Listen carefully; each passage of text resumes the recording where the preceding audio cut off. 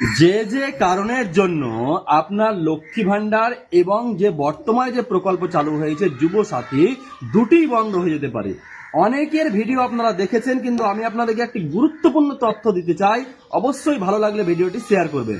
দেখুন, আপনি লক্ষ্মী ভান্ডার পাচ্ছেন, সঙ্গে সঙ্গে আবার অনেকেই আমাকে কমেন্ট বক্সে লিখেছে যে স্যার আমি তো যুব সাথী প্রকল্পে অ্যাপ্লাই করেছি।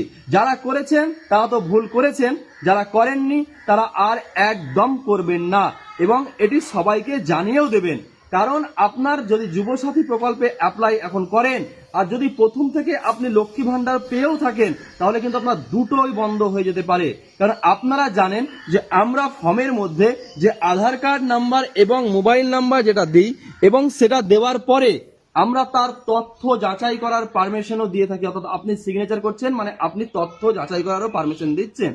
তো যখন আপনার আধার নাম্বার এবং মোবাইল নাম্বার মেরে চেক করবে, তখন যদি আপনি অলরেডি লক্ষ্মী ভান্ডার পেয়ে থাকেন, তাহলে আপনার যুবসাথী ফর্মটা তো ক্যান্সেল হবে, সঙ্গে আপনি ফ্রডের জন্য আপনাকে লক্ষ্মী ভান্ডারও বন্ধ করে দিতে পারে।